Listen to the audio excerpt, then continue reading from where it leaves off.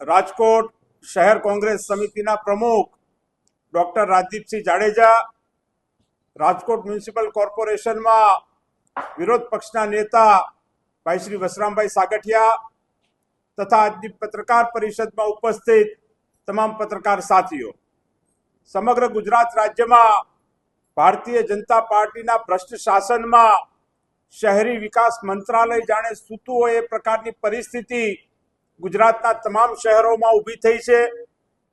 સરકાર જાહેરાત કરતી હોય ક્યારેક કે રાજકોટને રોમ બનાવશું, સુરતને શાંઘાઈ બનાવશું, પરંતુ વાસ્તવિક પરિસ્થિતિ સમગ્ર રાજ્યના શહેરોની આજે ખૂબ દયાજનક બની ચૂકી છે। ગુજરાત રાજ્યમાં જુદા જુદા શહેરોમાં જે શહેરોની વાસ્તવિક પરિસ્થિતિ છે એનું એક તહોમતનામું કોંગ્રેસ પક્ષ દ્વારા તૈયાર કરવામાં આવ્યું છે અને આજની આ પત્રકાર પરિષદમાં રાજકોટ શહેરમાં ચાલતા ભ્રષ્ટાચારો વિશે આપ સૌને અમે માહિતગાર કરવા માટે આવ્યા છીએ અને આ વાત સમગ્ર રાજકોટના નગરજનો સુધી પહોંચે એના માટે આપને સમક્ષ આજે આવવાનું બન્યું છે। ગુજરાત રાજ્યની અંદર રાજકોટ શહેરની વાત કરતા હોઈએ ત્યારે આપણા સૌનું રૂવાડું આજે પણ ઊભું થઈ જાય તેવી ઘટના ટીઆરપી ગેમ ઝોન કાંડ, જેમાં વહીવટી તંત્ર દ્વારા જે પરવાનગીઓ આપવાની હોય, જે સુરક્ષાના નિયમોનું પાલન કરવાનું હોય એ કરવામાં ચૂક કરવામાં આવી, ભ્રષ્ટાચાર કરવામાં આવ્યો, જેનો ભોગ રાજકોટ શહેરના અનેક યુવાનો બન્યા અને 500 ડિગ્રી જેવા ટેમ્પરેચરની અંદર પોતાનો જીવ સળગીને ગુમાવવો પડે એ પ્રકારની પરિસ્થિતિ ઊભી થઈ। એના પરિવારજનો આજે પણ ન્યાય માંગી રહ્યા છે, પરંતુ ન્યાય મળતો નથી। સાથે સાથે ભારતીય જનતા પાર્ટીના ચૂંટાયેલા નગરસેવકો, કોર્પોરેટરો કે જેમની જવાબદારી છે કે રાજકોટ શહેરમાં કઈ રીતે સુશાસન લાવી શકાય, પરંતુ આ ચૂંટાયેલા પ્રતિનિધિઓ માત્ર ભ્રષ્ટાચાર કરવા સિવાય રાજકોટ શહેરમાં કશું કરતા નથી।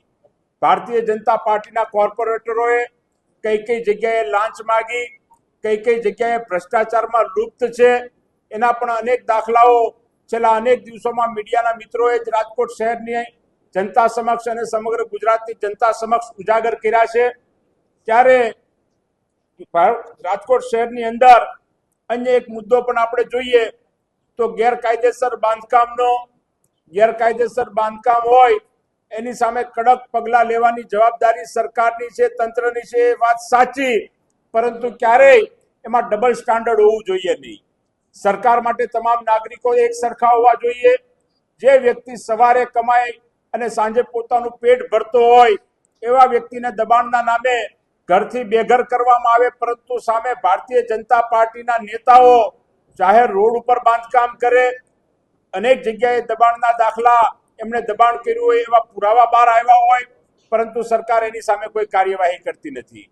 રાજકોટ શહેરના પ્રથમ નાગરિક તરીકે રાજકોટ શહેરના મેયર આવતા હોય તો એમનો બંગલો પણ સરકારી જમીનમાં આવતો હોય, સ્ટેન્ડિંગ કમિટીના ચેરમેન જે પણ એક ખૂબ મહત્વનું પદ છે એના ચેરમેનના બંગલાનો વિવાદ પણ રાજકોટ શહેરની જનતા જાણતી હોય, ત્યારે માત્ર પોતાના પદાધિકારીઓને છાવરવા, અધિકારીઓને છાવરવા, નેતાઓને છાવરવા અને ગરીબ માણસોની સામે બુલડોઝર ફેરવું, આ પ્રકારની નીતિ આજે રાજકોટ શહેરની અંદર ચાલી રહી છે।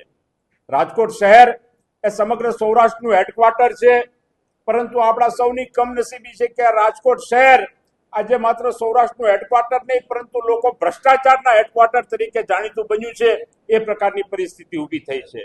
રાજકોટની અંદર રોડ રસ્તાની કામગીરી સદંતર નબળી છે।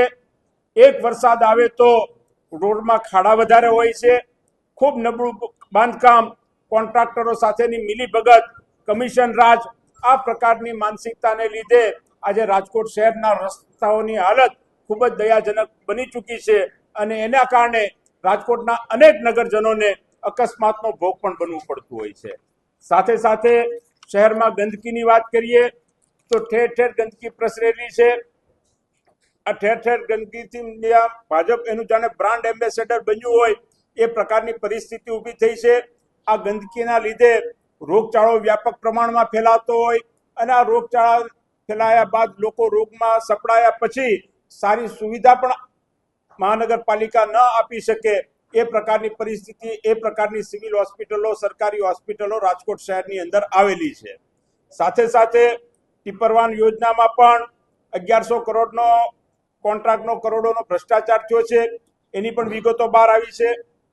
સાથે સાથે આરએમસી દ્વારા શહેરનો કોઈ સામાન્ય નાગરિક હોય જેને એક છેડેથી બીજે છેડે જવું હોય, પોતાનું વાહન સંપત્તિ ન ધરાવતો હોય, એના માટે શહેરની સત્તા અધિકારીઓની ફરજ છે કે સિટી બસની વ્યવસ્થા કરે. આ સિટી બસની વ્યવસ્થા પણ રાજકોટમાં એનું તંત્ર પણ બિલકુલ નિષ્ફળ નીવડેલું છે એમ ચોક્કસ આધાર અને પુરાવા સાથે આપ સૌની વચ્ચે કહી શકીએ છીએ. રાજકોટની અંદર પાણી અને ડ્રેનેજના પ્રશ્નો આજે ઠેર ઠેર ઉદ્ભવ થયા છે. આ ડ્રેનેજને લીધે પણ મેં કીધું એમ, અગાઉ કીધું એમ, રોગચાળાના પ્રશ્નોનો સામનો રાજકોટની શહેરની જનતાએ કરવો પડતો હોય છે. જુદા જુદા કોમર્શિયલ કોમ્પ્લેક્સ હોય, જુદી જુદી બિલ્ડિંગ્સ હોય, આ તમામ જગ્યાએ ફાયર સેફટી જે સૌથી અગત્યનો પ્રશ્ન છે. આપણે જેમ ટીઆરપી ગેમ ઝોન કાંડમાં જોયું કે અનેક યુવાનો જીવતા સળગી ગયા, આવો જ બનાવ સુરતમાં પણ તક્ષશિલા કાંડનો એક થયો હતો. પરંતુ ત્યારબાદ પણ સરકાર જાગતી નથી અને આ ફાયર સેફટીમાં ખુલ્લેઆમ ગેરવહીવટ ચાલે છે અને પૈસાના આધારે માત્ર કોઈ સ્થળ તપાસ કર્યા વગર પણ સર્ટિફિકેટ આપવાનું કામ તંત્ર દ્વારા કરવામાં આવી રહ્યું છે. ત્યારે આ તમામ મુદ્દાઓને સાથે સૌથી અગત્યના મુદ્દાઓની વાત કરીએ તો રાજકોટ શહેરમાં લો એન્ડ ઓર્ડર ખૂબ જ ખાડે ગયેલું છે. ક્રાઇમ ગમે ત્યારે ગમે તે વ્યક્તિનું મર્ડર થઈ જાય, જાહેર રસ્તાઓ ઉપર લૂંટના બનાવો રાજકોટ શહેરમાં એટલા બનતા હોય, ચોરીના બનાવો એટલા બનતા હોય, પરંતુ આ મૃદુ અને મક્કમ સરકાર આ ગુનાખોરોને ડામવા માટે સદંતર નિષ્ફળ નીવડી હોય એ પ્રકારની પરિસ્થિતિ ઊભી થઈ છે. આપણી આવનારી પેઢી, આપણા વિદ્યાર્થીઓ, યુવાનો કેમ્પસમાં શિક્ષણ મેળવવા જતા હોય, પરંતુ આ કેમ્પસની અંદર ડ્રગ્સના સકંજામાં સપડાય, આપણી આવનારી પેઢી બરબાદ થાય. ખુલ્લેઆમ જુદા જુદા પ્રકારના ડ્રગ્સ જુદા જુદા કેમ્પસોની આજુબાજુમાં આજે રાજકોટની અંદર ખુલ્લેઆમ મળી રહ્યા છે. ત્યારે આ પ્રકારના તમામ તહોમતનામું આજે રાજકોટ શહેરની જનતા સમક્ષ અમે રજૂ કરવા માંગીએ છીએ અને જનતાની અદાલતમાં જવા માંગીએ છીએ.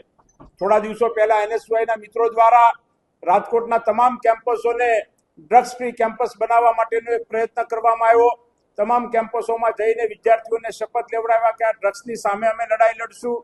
એ પહેલા એનએસયુઆઈ અને યુથ કોંગ્રેસના મિત્રો દ્વારા રાજકોટ શહેરમાં સુશાસન કઈ રીતે લાવી શકાય એ મુદ્દા સાથે એક નિબંધ સ્પર્ધાનું આયોજન કરવામાં આવ્યું. આ નિબંધ સ્પર્ધાની અંદર 450 કરતા વધારે વિદ્યાર્થીઓ વિદ્યાર્થીનીઓએ ભાગ લીધો અને કઈ રીતે રાજકોટ શહેરની અંદરથી પર્યાવરણને લગતા પ્રશ્નો દૂર કરી શકાય, ક્રાઇમને લગતા પ્રશ્નો દૂર કરી શકાય, આ તમામ મુદ્દાઓ ઉપર પોતાની વાત કરી.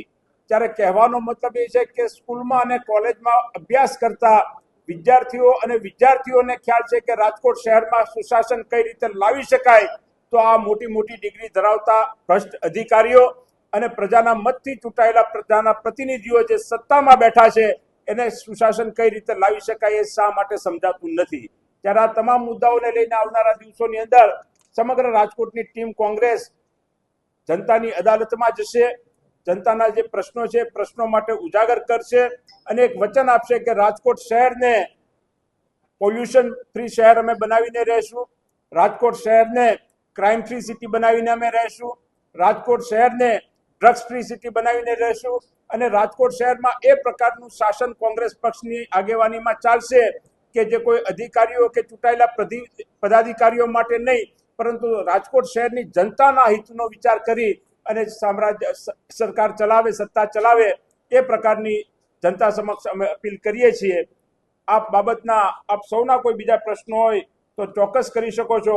રાજકોટમાં આરોગ્ય શાખામાં દવાઓ, સફાઈ અને કોન્ટ્રાક્ટમાં જે ભ્રષ્ટાચારો થયા છે એનાથી પણ આપ સૌ વાકેફ છો. આપને એક પ્રેસ કોન્ફરન્સની નકલ પણ આપશું, પ્રેસ નોટની, અને આપ સિવાય પણ આપના બીજા જે કોઈ પ્રશ્નો હોય આપ કરી શકો છો.